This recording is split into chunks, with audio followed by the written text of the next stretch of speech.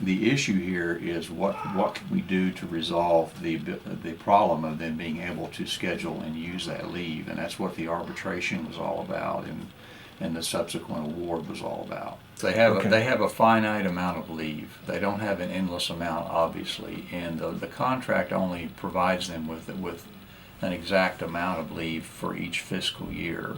And what the arbitration case was about was how do we provide a structure or a methodology or a way for them to be able to schedule that leave so that they can use it during that year as contemplated by the contract. And so the issue was we're getting crunched on staffing significantly, and this continues to grow, being a problem that's aggravated by conditions on the department where our minimum staffing number continues to rise and there's no subsequent increase in manpower being hired by the city.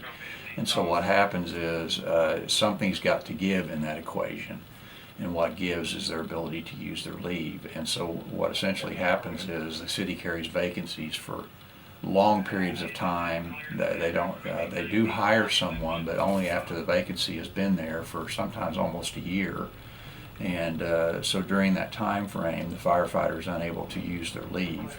And our position is that their leave is not dependent upon whether they have filled a vacancy or not, but the leave is defined by the contract, and they should have the ability to use it. We would certainly prefer that they hire more, but the issue really started approximately 10 years ago whenever the city reduced staffing. The maximum number that they hire had reduced it significantly by more than 50 firefighters.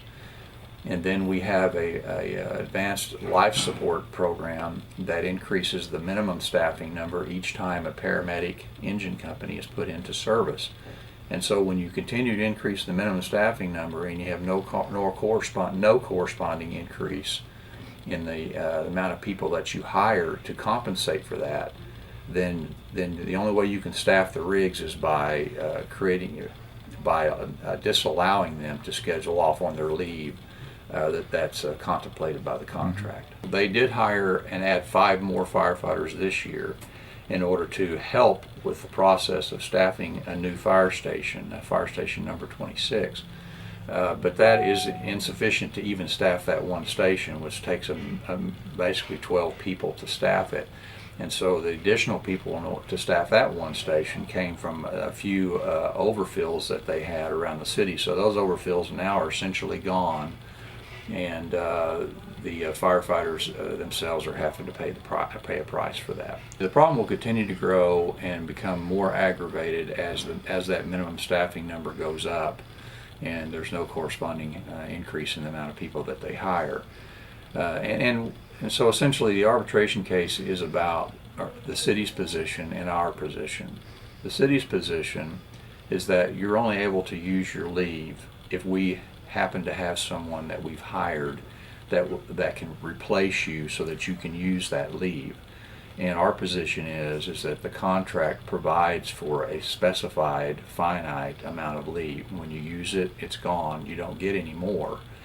And that they should provide a framework or an opportunity for them to be able to use that leave.